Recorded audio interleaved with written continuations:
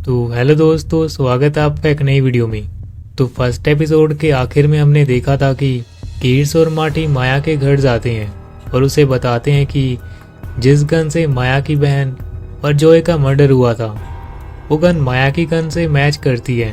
तो अब second episode की स्टार्टिंग होती है एक फ्लैशबैक से, जहां माया एक आर्मी बेस में होती है और वहां उसे उसके पति जॉय का फोन आता है और वो उसे कहता है कि उसकी बहन क्लेयर का किसी ने मर्डर कर दिया है।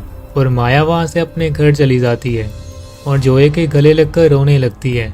अब शुरुआत होती है प्रेजेंट से। कीट्स और मार्टी माया से पूछते हैं कि जॉय और क्लेयर का आपस में कैसा रिश्ता था। माया कहती है कि वो दोनों अपने काम में काफी स्मार्ट थे, इसीलिए वो एक ही कंपनी में काम करते थे। इसके अलावा उनके बीच में कुछ नहीं था। अगले दिन माया लिली को एक किड्स हाउस में खेलने के लिए छोड़कर अपनी दोस्त ईवा के घर जाती है और उसे क्लेयर के मर्डर के बारे में बात करती है, क्योंकि माया से ज़्यादा क्लेयर के साथ ईवा रहती थी। ईवा माया से कहती है कि क्लेयर के मरने से एक हफ्ते पहले एक दिन वो उसके साथ एक रेस्टोरेंट में बैठी थी और उसने देखा कि क्लेयर को किसी का कॉल आता है और वो रेस्टोरेंट से बाहर जाकर किसी से झगड़ रही होती है। ईवा माया से कहती है कि जिस फ़ोन पर क्लेयर को एक कॉल आया हुआ था वो उसका पर्सनल फ़ोन नहीं था, वो एक कीपैड फ़ोन था।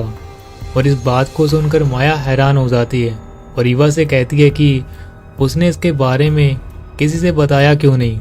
ईवा कहती है कि उसे लगा शायद उसका किसी के साथ अफेयर था, जिसके डर से उसने नहीं बताया किसी को।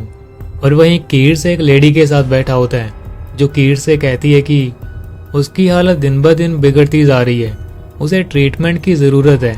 कीट्स कहता है कि अगर उसकी इस हालत के बारे में उसके डिपार्टमेंट को पता चलेगा तो उसकी नौकरी भी जा सकती है। और वहीं माया क्लेयर के घर जाती है, जहां वो क्लेयर के रूम में उस फोन को ढूंढने की कोशिश करती है जिसके बारे में उसे ईवा ने बताया था। माया को वो फोन एक टेबल के ड्रॉ में मिलता है जो कि बंद होता है और तभी वहां क्लेयर का पति एडी वहां आ जाता है। माया एडी से उस फोन के बारे में बताती है और उसे पूछती है कि क्या क्लेयर का किसी के साथ अफेयर था, लेकिन एडी कहता है कि उसकी यहाँ पत्नी मर चुकी है और वो अब ऐसे सवाल कर रही है। एडी माया से कहता है कि वो उसे उसकी पत्नी का फ़ोन वापस कर दे, लेकिन माया एडी को फ़ोन नहीं देती। एडी माया से उस फ़ोन को छीनने की कोशिश करता है, लेकिन माया एडी को नीचे गिराकर वहाँ से चली जाती है। और माया को जाते हुए वहाँ से क्लेयर की बेटी एबी देख लेती है। एडी पीछे से माया को उस फोन को वापस करने के लिए आवाज़ देता है। एबी अपने पिता से पूछती है कि आप किस फ़ोन की बात कर रहे हैं, लेकिन एडी उसे कुछ नहीं कहता। और वहीं कीट्स और मार्टी इजाबेला के घर जाकर उसे सवाल जवाब करते हैं। इजाबेला कीट्स के हर सवाल से मुकर जाती है। वो ऐसे बात करती है कि जैसे माया जॉय की मौत के बाद पागल हो चुकी है, जिसकी वजह से वो अब सबका दिमाग खराब कर रही है।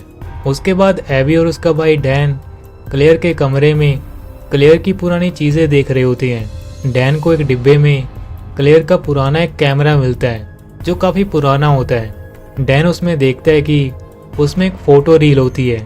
और वहीं माया अपने घर जाकर उस फ़ोन को चार्ज करके ऑन करती है और उस फ़ोन की कॉल हिस्ट्री देखती है, जिसमें वो देखती है कि एक ही नंबर से क्लेयर को किसी ने कई बार कॉल की होती है। माया उस नंबर की डिटेल्स निकालती है, जिससे उसे पता चलता है कि वो नंबर एक गेमिंग क्लब का होता है। फिर माया इसके बारे में पता लगाने के लिए उस क्लब में चली जाती है, जहां वो क्लब के मैनेजर से पूछती है कि क्या वो क्लेयर नाम की एक लड़की को जानता है। वो आदमी उसे कहता है कि यहाँ हज़ारों लोग गेम्स खेलने आते हैं, उसे कैसे पता होगा। माया उसे कहती है कि क्लेयर के फ़ोन में कई बार आपके क्लब से फ़ोन किया गया है, इसलिए मैं यहाँ पता लगाने आई हूँ और आप अपने सीसीटीवी में देखकर बताएं कि क्लेयर यहाँ आती थी या नहीं। वो आदमी कहता है कि हम इसके बारे में नहीं जानते और यहाँ की सीसीटीवी फुटेज 2 हफ्तों के बाद डिलीट कर देते हैं। फिर अगले सीन में हम देखते हैं कि माया लिली के साथ किड्स हाउस के बाहर निकलती है। फिर उसे जॉय की माँ का फ़ोन आता है और वो माया से कहती है कि जॉय की प्रॉपर्टी की वसीयत होने वाली है, जिसके लिए उसे वहाँ आना होगा। और इसके बीच माया देखती है कि वहाँ कार पार्किंग में वही लाल रंग की गाड़ी खड़ी होती है जो उसका पीछा करती है। और वहीं माया का दोस्त शैन माया को उस पीछा करने वाली गाड़ी की कुछ इन्फॉर्मेशन देता है, लेकिन वो अब तक ज़्यादा कुछ पता नहीं लगा सका।